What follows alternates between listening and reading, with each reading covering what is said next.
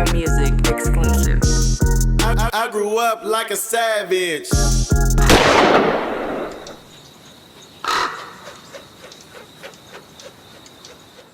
The rest is history. That's fire. So I wasn't like one of them niggas who had an agent and heard that they was getting ready to and go down for the auditions. I wasn't thinking about none of that shit. None of that shit, yeah. Yeah, so the crazy part about it for me was I still remember the Hughes brothers was out here in Oakland. They was filming a Spice One video. I can't remember which one it was. It might have been I think it was Welcome to the Ghetto. It might have been Welcome to the Ghetto. And they came by Dangerous Studios. This was when the movie was just being talked about, bro. Mm-hmm. It wasn't even nowhere near production. They didn't even have a script. Well, they may have had the script, but it was nowhere near production. Right. They came to the studio, had a meeting with me, Short, Randy Austin. I want to say Pooh Man was there too. No, it was just me, Short, Randy, and Pooh. Me, Short, Randy, and the Hughes brothers. And they ran down this movie, told us what it was about and all that, and offered Short the O-Dog role. Wow. I promise you. I was supposed to score the movie and, produce a lot of people's songs on the soundtrack, this, that, and the other, and they offered Pooh Man a role, they offered me a little role, whatever. And Short, being Short, just like him, like, man, I ain't no actor or nothing, man. Short, like, man, I'll come make a cameo in it and do something on the soundtrack and blue, blue, blue, blue, blue, blue, blue. And that's kind of how that whole little situation went. Wow, that's crazy. That's real. That's some real shit too. That's fucking crazy. I never heard that. Short would have been an O-Dog in that motherfucker if he said, "Fuck it, I'm finna do it." Damn, that's fucking crazy, man. Yeah, man. I love the way crazy. They painted the California culture, and I had seen the article on this. What I noticed is the dumbing down of actual gangs in there. It shows gang culture, but not actual gangs. Yeah, they didn't want to really depict, gang. I mean, it's got the grape streets in there. They in there.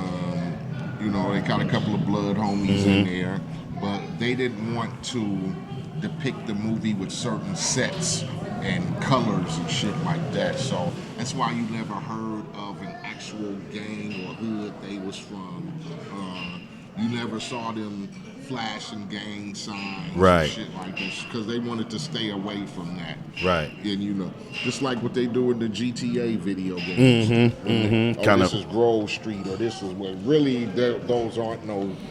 Well, since you right there, I gotta tell for any of my nephews, this is Ryder. You know what I'm saying? This is Ryder from GTA. I had Slink Johnson on here, and he's a part of that legacy too. Slink Capone. Slink Capone. Yeah, sign the y'all. Sign the Dangerous That's crazy. Music. He was part of the Dangerous Crew at one point in time, baby. Crew, man, that's crazy. Way back in the 90s. Yeah, man. Yes, Slink, like Jesus. Slink taught us on No Vultures about Too Short's duality, about his amateur cripping and his Oakland pimping. You know what I'm saying?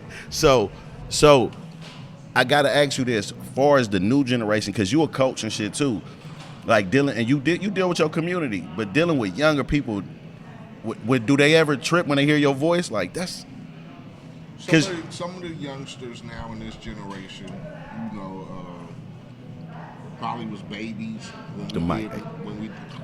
babies when we did Menace and shit like that. So a lot of the younger generation got put up on me because of GTA and because of Kendrick. So that's him on Good Kid, Mad City, y'all. It's cool to be recognized by the younger generation because we all know with this younger generation, it's a little bit different than how we were taught or raised or grew up, or the politics of the streets and whatever. A lot of times the youngsters don't gravitate to us older artists or mature artists. I'll put it like that because I don't consider myself old. I can still out rap a nigga, out run a nigga, out lift a nigga, out smoke a nigga, whatever. But I try to be more of an older influence to some of the youth. It's just different. And, you know, we just got to accept, because like I said, back when I was 18, 19, a nigga couldn't tell me shit either. Right. And there was older niggas, you know, trying to construct you and turn you and whatever. So just to be able to connect with them, whether it's a video game or being on Kendrick's song, you know, as he's one of the new popular artists that everybody gravitates to, you just try to keep your foothold in this game as long as you can.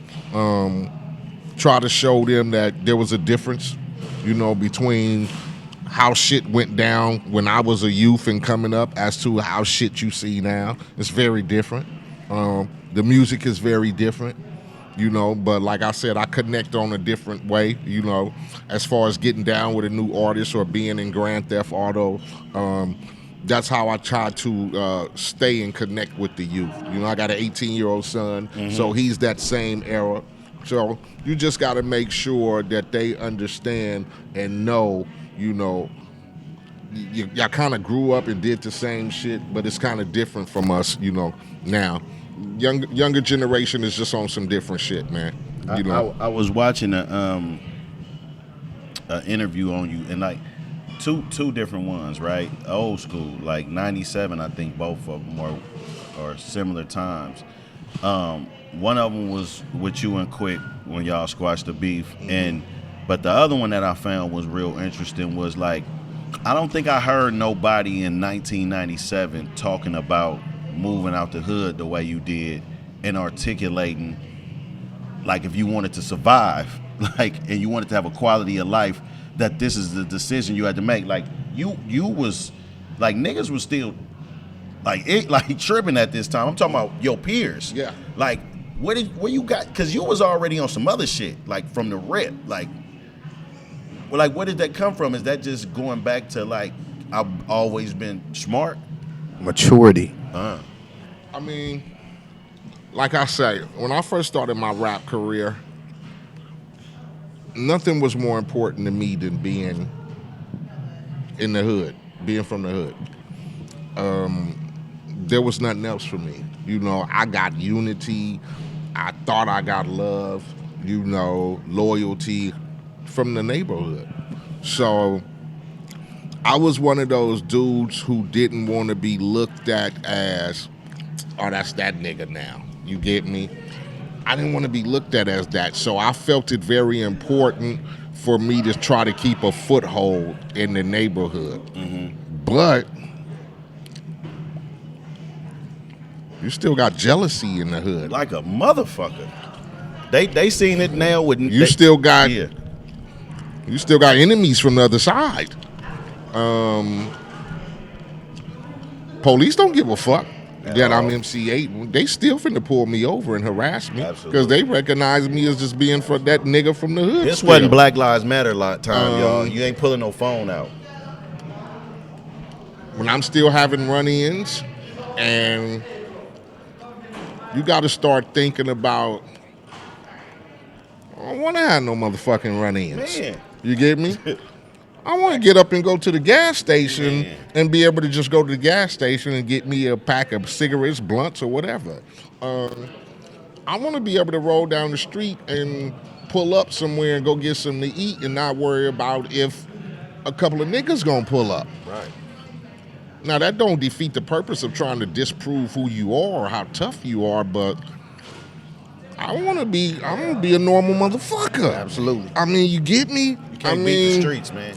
You can't beat the streets. I want to be a normal motherfucker. I want to walk into the grocery store and be able to buy my own groceries without niggas looking over their shoulder going, yeah, that's that nigga. Yeah, that's that woonty woon. You can't even do your shopping because you worried about getting to the car because you thinking niggas finna trip. Yep.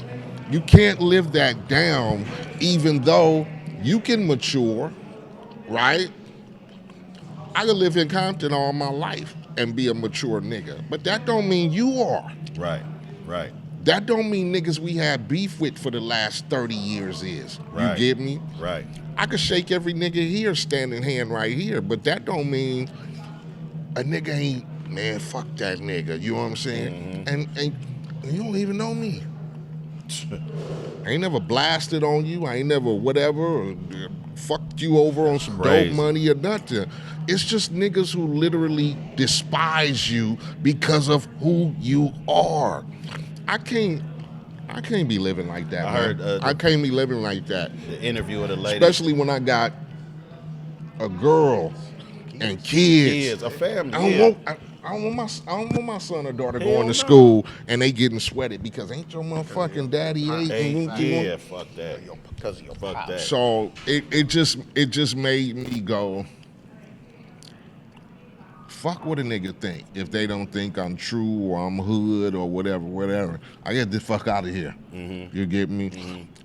Because come on, man. 9 times out of 10, you stay in the hood, you dead or you going to jail because I done stayed. You know, I'm buying niggas guns and dope and shit, and I'm trying to move. be 8, but I still got the homies in the hood that need straps and they need yay and shit. So now I'm supplying niggas and Wrong move. we gotta make it. It's just like my nigga Ant said. It's just called maturity. So when I had the opportunity to get my ass up out the hood, I was like later. And shit, it's been 25 years later, and everything is great. I can go outside in my front yard. You know, people ain't worried about who there. You know, neighbors is just like, hey, how you doing today? Right. You know, and Right. I can go to the grocery store. I can go to the motherfucking gym. I can go to the mall. I can do normal shit that every other person does, and don't have to worry about, you know, what nigga don't like you because you ain't from this side or you ain't from that side. Because it's still going on today. Whether you like it or not, it still go down. I'm the type of nigga that go, if you can avoid shit, just be smart and avoid it. I'm not asking for shit. Only way I can avoid shit is by getting away from it. Like you said, you gotta be smart. So Before we get out of here, there's a couple of things I want to cover in this perfect transition from where you at with it, right? Being a rapper, starting to get to that point where you actually successful, trying to leave out your environment, people trying to drag you back, or just having. Well, I asked you this first, Banks. So, because we was at the point where the Dangerous crew was happening, going to Jive, that eventually went bad, right? With the pool situation, the deal. What actually happened in that situation? Because it ended up being diss songs made. It ended up being friends turned enemies. Right. So I'm gonna tell you like this. So when I signed, let me put this in perspective too. This is 1990. right. So when I signed with Dangerous Music with Too Short, I'm broke at this time. Believe me, I didn't produce. We done been through it. MC Ant, You done paid Pooh your Man, dues. Pooh Man, Spice One, all these people. I'm broke. Here comes Too Short. Still put it in perspective. 1990. He puts 150,000 in my hand. Nigga, here, nigga, we need you to bust these raps. He put another 150,000 in my hand and said, "Here, nigga, this your publisher, nigga. This everything you write from now on, nigga, you gonna get that. Go 300,000. Here, nigga, here another 100,000, nigga. We need you to produce Pooh Man album. 400,000. Here, nigga, here go another 100,000. We gonna do my Shorty the Pimp album too. It's 500,000. He give me another 25,000, nigga. We finna do this Juice soundtrack. This when Juice was popping. All this shit happened in a matter of a month. God damn. So I went from having no money, broke as a motherfucker, to over $500,000 in my hand that this nigga just put in my hand. Crazy. Right? So after the whole funk situation, Pooh Man album comes out, it didn't do the numbers that we expected it to do.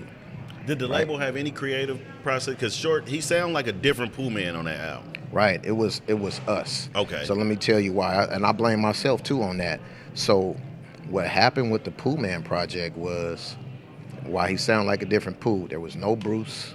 There was no environment at Blind Man Joe's. It was us in a whole new studio, in a whole new environment, with a deadline to turn this album in on this particular Took away day. the creativity. Exactly. So we kind of went in there. The vibe wasn't the same. I hated the single. Everything wasn't exactly. Come on, bruh.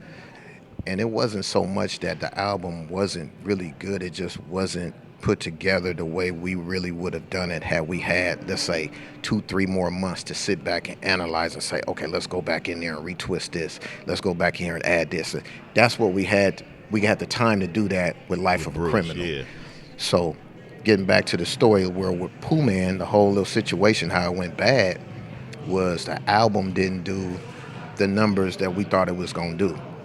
So Jive was like, when it's time to come back around and do the next album, he's like, man, we going to drop him. So when he got dropped from Jive, he was like, okay, well, what we going to do on the Dangerous side? They was like, well, shit, you can just go and do what you want to do. He's like, well, fuck it. Fuck y'all then. Y'all don't want to fuck with me. Fuck y'all. And his whole thing with how me and him fell out was, man, come on, man, we finna go back over here and do this woo, woo, woo, woo, woo. Like, And nigga, I'm I was like, broke over and I'm like, hold on, bro.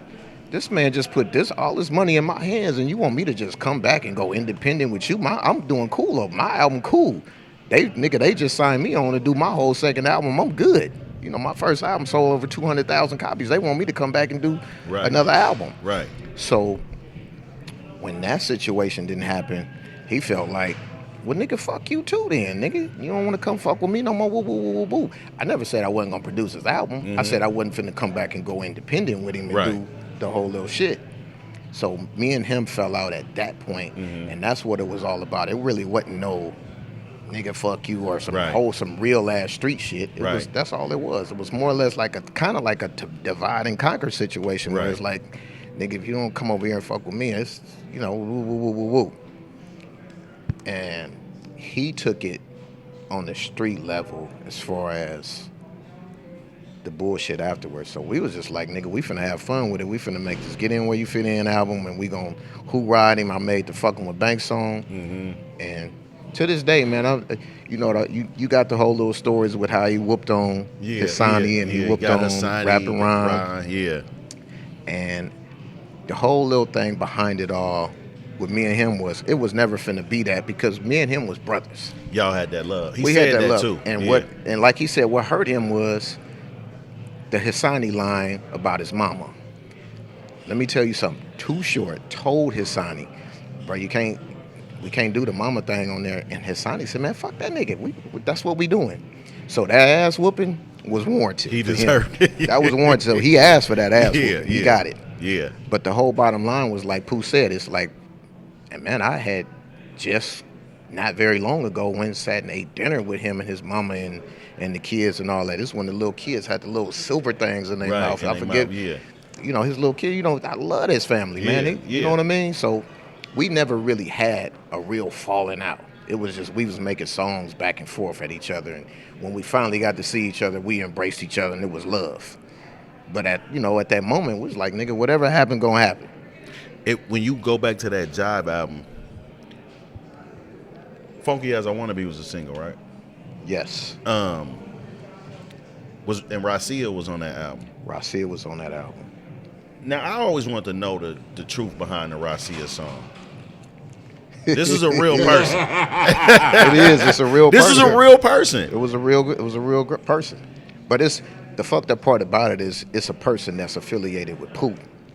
I didn't know her, and Short didn't know her.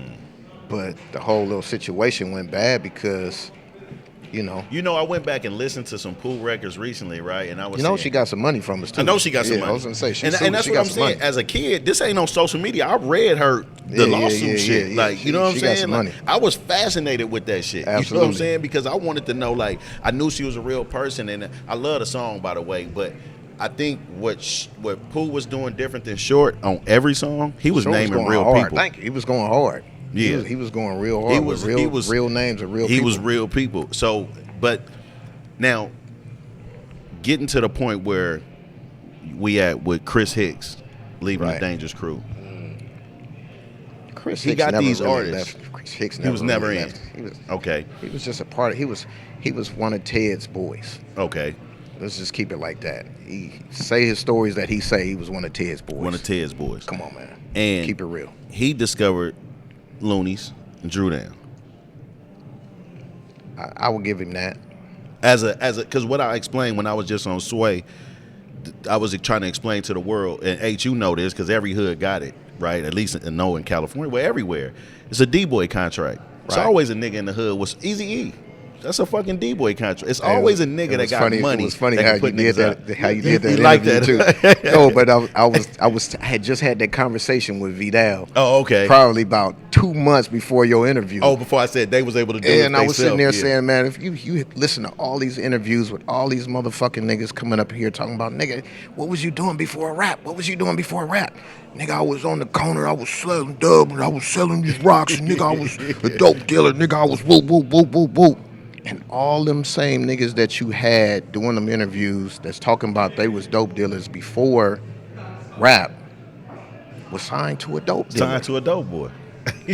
So nigga, what was you doing? Selling rocks. Making $200-$300 a month or something? That's it, nigga. Stop glorifying that motherfucking ass That's all story they about was you doing. being a motherfucking drug dealer, nigga. Out That's here real, in the though. streets, man. That's Come on, real. man. That's real. some dumb shit, man. Just say, man, you hung out with the You dope hung dealers. out with the dope Thank boys. you. Yeah. That's me. Yeah. That's me. Ain't nothing nigga, I wrong hung with out that. on every motherfucking turf with every motherfucking body, ain't sold near drug, and kicked it out there with them.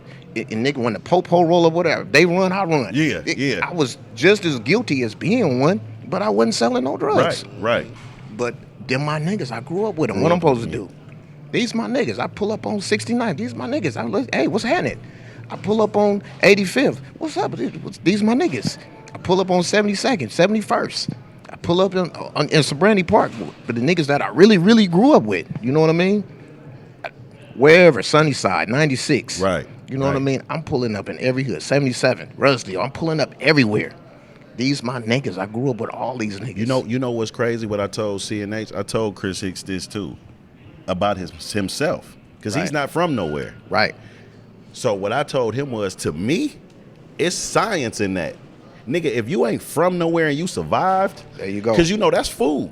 There If you you go. ain't from nowhere, nigga, you food. Like There you go. anybody's, nigga, we own you. Like we can get you Absolutely. to do anything, cause nigga, but if you survive that, so I told him it ain't about trying to say you was like, back in the day we looked at it as an immature person, you gonna say like, this nigga ain't, you know what I'm saying? But nigga, you made it. I don't think nobody ever questioned where Banks was from. I've never heard nobody saying, where is Because this you nigga would see from? me with everybody. I was cool with everybody. I grew up with everybody, bro.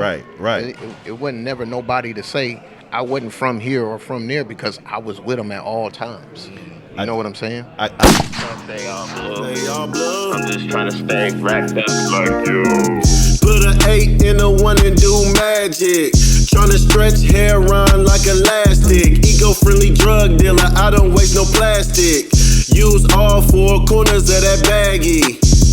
All I ever wanted was a bankroll. So I pull up on Champ before the bank close. Say no to stank hoes and stank clothes. No paramedic pimpin', nigga, we don't save hoes. Yeah, rest in peace to Lil